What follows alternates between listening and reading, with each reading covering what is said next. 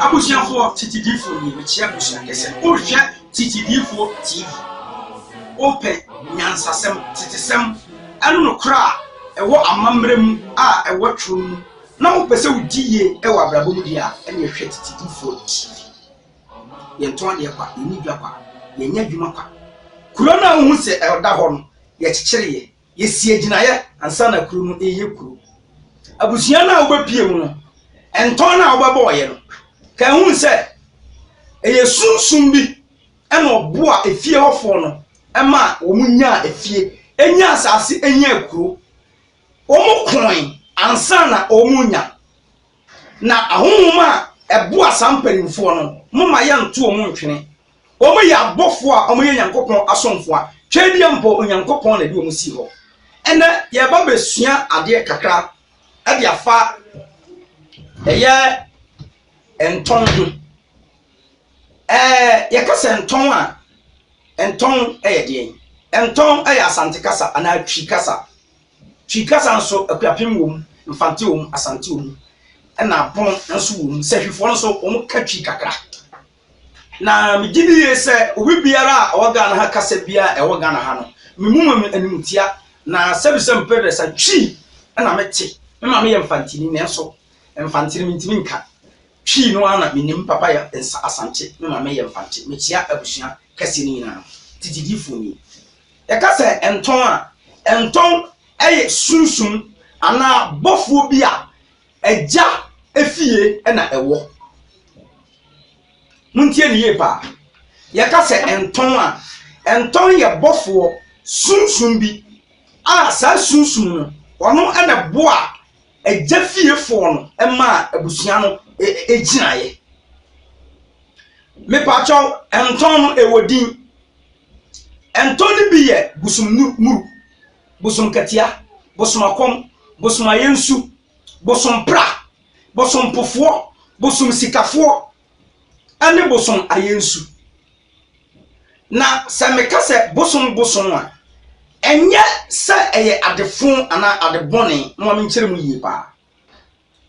kasa a ye fe no busum ye nanan enni sa kasa no na mum eye nkrofo bi ene sesa ye kasa no a on ba ye ne busum eye ade a esom ye bo ana ebo esom ebo eye pillar enti okenkan Joshua ho a obon se Joshua nam na ode Israel for no etwa Jordan in the Bible no unu se omuduru Jordan no no Joshua ma abusuan dumienu no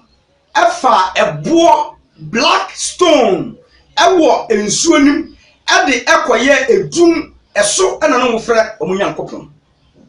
nti eyebo som ade a esom yebo no etese bo enu nti yeta aka se onyankopon eyetete botan a o twere no ho a ompa reda nenso yakasa amakasa na tantan akodula bi se o wayebo somfo wayebo som ade esom yebo ebosom ade a esom yebo enu nti no tumi a ebo a ajabi ema ni di nkunim no eno ana som ne bo nti ye frɛ no enton tumi na enton tumi no a nananom agitum ewo Ghana ha no ena mbobo odi nkire won busumuru ye yankasa ye papa Kofi Anan ye di busumuru eto no so asante here na de ma no ade tiro di busumuru e ma no busumuru no so meba be kirekirem na kraboa ene sede wo he na djuma ene de me kire enton bato esonton ene esono abusua nti usi obi no obusa se enton ben ena wo bo a eno no eye papa fie asem no obisa wo ubisa usi obi na obisa wo se abusua ben na wo bo a eno ye maami fie no emoja side no eno nti no empanifo bu bese o maami wu a na obusua ye de be asa so ati ase ana empanifo se bu bese ohene ba de ne papa ye de be etiase onso wani ade titidifo na wuti mu titidifo na wuti mu titidifo na wuti no asori ye o chapo Ghana software na gunsa no software na ya amamre no software na otimi frebofo sifom na woso ne na kasa no sa software ya mechia mabusu kase no mechia mabusu kase no abusianfo yɛhwɛ enton na enton no tete hɔ no emema na kwa akon na ema ne tifi enti sɛ asɛm bi kyerɛ so a yɛse yɛnkɔ bisa abrewa na yɛhwɛ de enti Jacob a wɔyɛ yɛ nana ɛwɔ Bible no mu no na okura enton tumi ɛno nti okenkan Genesis wɔ ba bi a obehu sɛ ampa Jacob ene bofuo bi di akon ema obu ni sirem Jacob ene bofuo bi di akon enti agya bia wo sunsun a oye bofuo a eye tumi a onam one nenam enti wo beka ya Jacob dwane firifie no ekwan mu na sa sunsun ni koyi ni wadi ye de be e kire no wo papa fie tumi no ene de wansa wo kwa wale wo yi papa se enyo papa no wo wale ya wale na basa ukofa obi foforo se o meye o papa wa hwe wunti no ohu se de awo abo wo puwe fie enu ti tumi e bo ho ba no ana ayu to twen agya fie sunsun na enu kura yimu enti o kenkan Bible na wo bo se empai bo mu no Jacob akoda ya no a oson da ya no nyame na abeyi ne wadi kire na ka kire nse Abraham nyame Isaac Yankopon eno no kasa no Abraham ne ba ne Isaac enti won say tumi no eye enton tumi agya fie tumi ena na edi Jacob ochi no tumi a ene Abraham nante ye no tumi a ene Isaac nante ye no sa tumi krona ena ne Jacob ena Jacob oba bewu yanhwe ede na Jacob eyeye eti makinkan Genesis chapter 49 verse number 1 Jacob waya enton ni tiri no tumi na ne Abraham nante ye no bofo na ene Isaac nante ye no sa bofo na nso ana ne Jacob ekoko nante ye ne ba Joseph nso enam se papa no ehira no wo kire de fie amamre ene amane a odi so ntino sa sunsun na edi ne ba nachi abujuanfo mekenkan Genesis chapter 49 verse number 1 atifia sam se Jacob hira ne ma on se papa ne na hira ne ma efiri se sunsun na ewa agya fie no ene di akon wodi sikaba wodi aware ba wodi yedie ba wodi adoma chede no te se awo adoma chede nyumto adoma chede ayaresa adoma chede tumi diyo ayaresa enti obi o ha ye wo na sunsun se wonu obu ya wo na na ni apie obu afirisi ya wo no onfeli wa brabom da e kire sai ne papa fie sunsun no edibechi wodi ya ofra wo ma na wo dumi wo wonim se bibidi wachi papa wo tie mi bibidi wachi ufie sunsun di wachi ntibadi kan kase sunsun de di wachi no otesa kraman enye de okoto krama ba fie na kamadi na chikofu ne mumdo ma krama na dwenidi etu ufie enton tumi no a ebo ban no me kirew se obi de ukoba bi se yenkoku a ye bowdin a entina tete ho no ne efie bia edin dem me papa fie agei na dem na me papa no oye mensa otoso mensa enu ntina me benya agei mensa na agei no eye fie din nti agei no eye sika pa enu nti ukoye fie asa agei ni ntino emema na wo fie ho de obi aye ya mama na wo ho no kwa mo sisi abrosan mpapa fie ho abusiafo enti agya fie tumi no eho na yenye ya adon akyede ye de efiri muntie ni ye enti papa wo ba na wadome na waha wo ba na wo kasa da bia na wo ka ensem bone ne nya nhira nsam a akona brabo etimi sei wato papa fie amamra to atwene wato papa fie tumi ahomsam ato atwena ekombe de wache Jacob dia okasa wo se ne na Abraham ne papa Isaac Nyankopon na wo so kasa wo sesen wonim se akamam so obi poli ana wo hwinti a okasa ajesh aje ni gira ho ma efie tumi no na wo frɛ no metwa so abusuafo me kan na Jacob efrɛ ne mase mommo boama no na menka mo de ebeye mo na a edi akire no abentina Jacob hu ne mani nyina hyebere na te se okuta bofo bi sunsun bi sa sunsun na kire ne se ne ba we se beto no ne ba we na beye no ne ba we se ne beye ne ba we se ne beye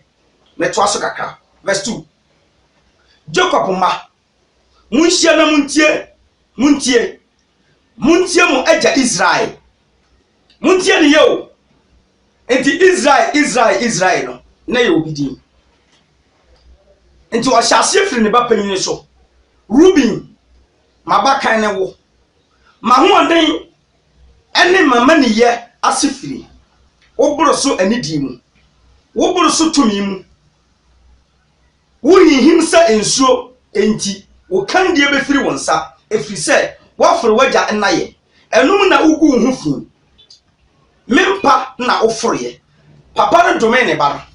efiri se ne yirenum no enketo na ne wo mu no ne ba panyin no ene ne kodai enti odome ne ba no se ne ba no ebe ni nianu nyina keto ne mu nyam efiri nsa papa enhira ba na bi hia wo ma titidifo ni wo hwa titidifo TV o hwa titidifo TV metwa so verse 2 Simon ni Lewi ye nuanom won kranta ye anieden akode mekra nkɔ won agina mu na manimonyam nkɔfra won asafo mu efiri sɛ wo mabufuo mu na wokum nipa na wono ahokyere mu na ɔsɛe anantwie na wadome won abufuo sɛ ɛso ɛne won anibre sɛ emu yɛden machicha won mu wo Jacob mu na mebo won ahwete Israel mu abusiafo adentina Jacob aka nsem we di kire ne ma Simon ani Lewi ani Simon na omo maame eye maame ba koma ana omo wo nua ba na kuro bia na omo tim no na nkrofo bi ben wo mo na omo ye nkrofo a ye ntwa omo bema na Israelfo no so ye twa omo bema efi Abraham pen so enunti ohinu na oben ho na dwe so baba ware Jacob baba nanso na omo hihye mu sa nipa ni tim na ware Israel ni enunti no ohinu ne baba ne dada Jacob mu nua ye farisei Simon ni Lewi nua ba no ena okoto ne mo na ena one ne dae na ode ne dawie no na sabe na Lewi ni nua no adi nwan ekọ adidie no mo firi adidie no ba papa ne ka asam ne kire wo mo anyi o mo de na ohene no aba na koka kire papa sa one oba na da nti o mara no ma ne ho ade ma no na Jacob ampene na ne nua no mienu no aba ko ni Simon ene ba ko ni Lewi no o mo yankofo o mo ye criminals what ya say nkra tempa wo mo nsam da nti won se Simon Petro twense kan enti Simon ba chese kan a efiri tete Simon on so wani ade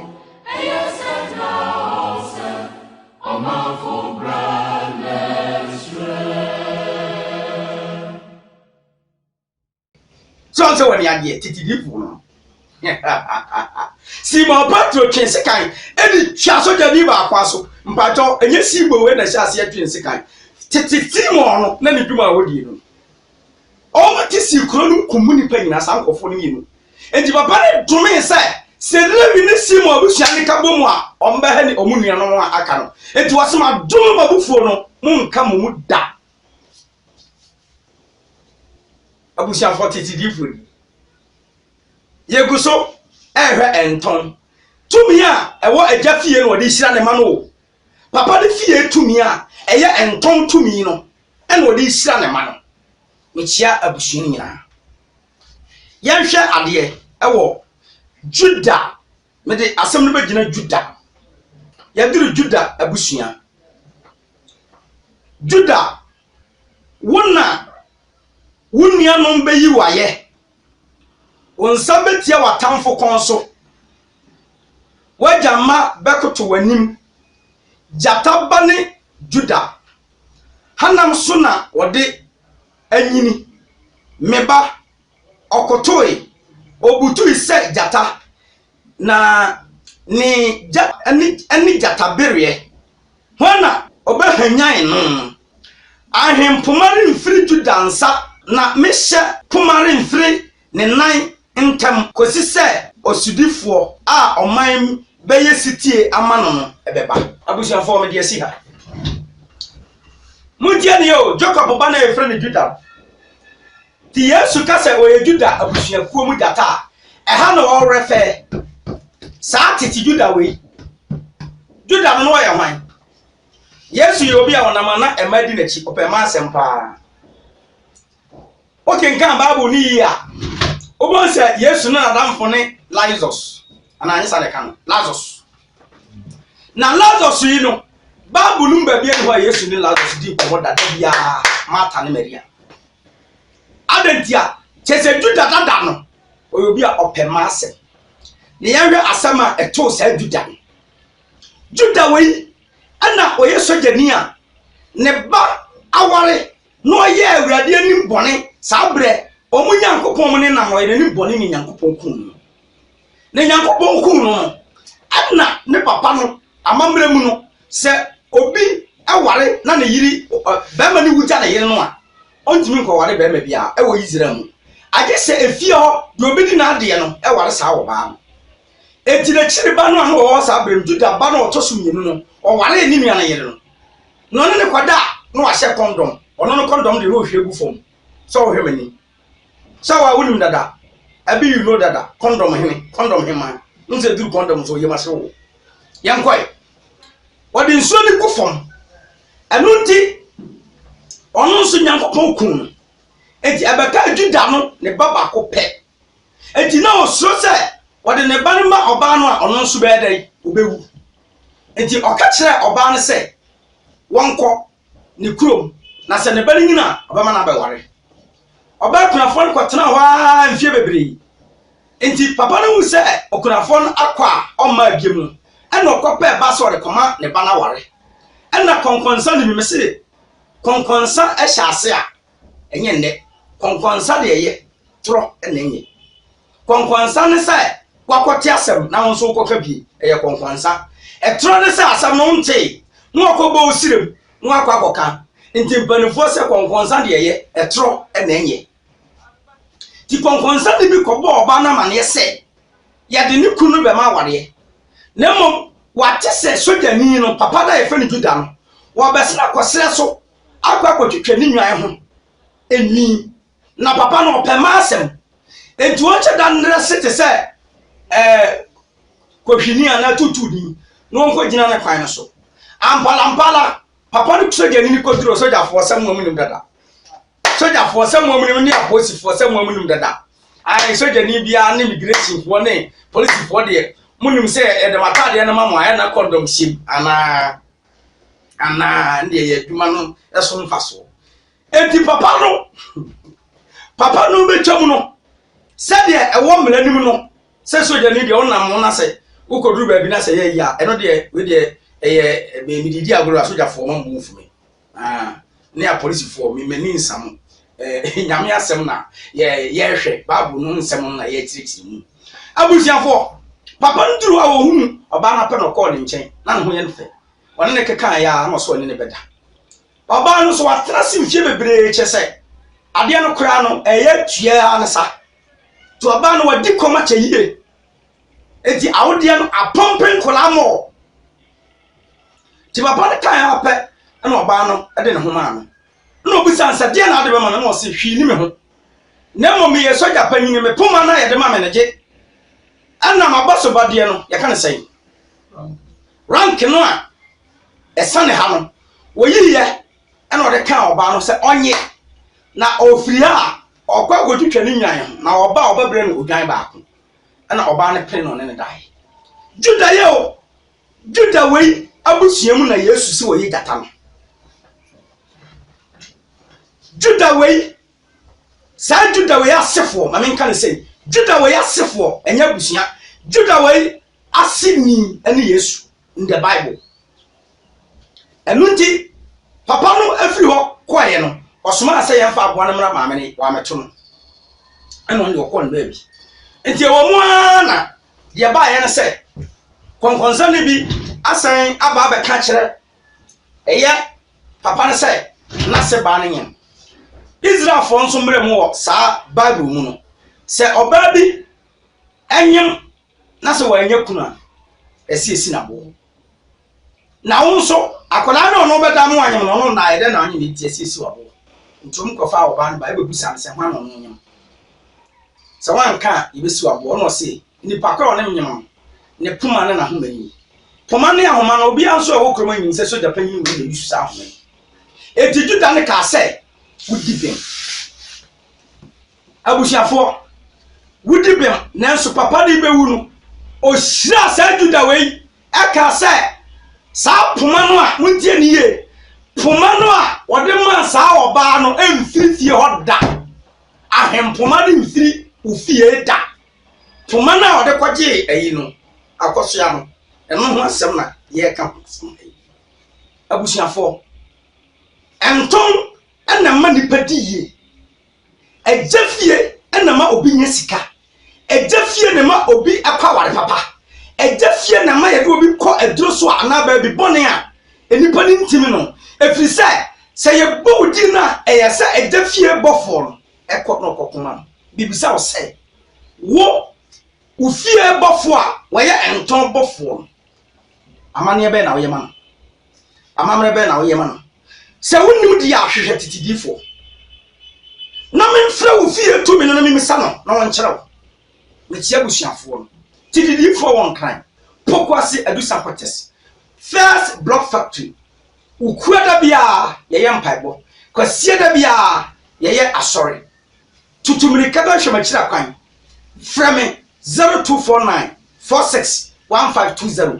0249 461520 Pato so frɛ na la na busy a koso na frɛ nipa efren doso anase wo WhatsApp mo the same number so a me reply wo message na wo de ama me no onyankopon tena ni man onhyira oman Ghana onhyira oman fefe Ghana onpeja oman fefe Ghana nisira onyankopon se ekun biara eba oman yi mu onyankopon yin firi ho na abato ye a ye beto no Ghana fo nyina yemfa so dwie ene nkunudie ene enunyam ense twedi apo ba tapere ni nchia abusha kesi na baba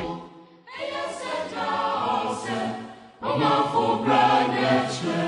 Mama no sabeyo Mama no sabeyo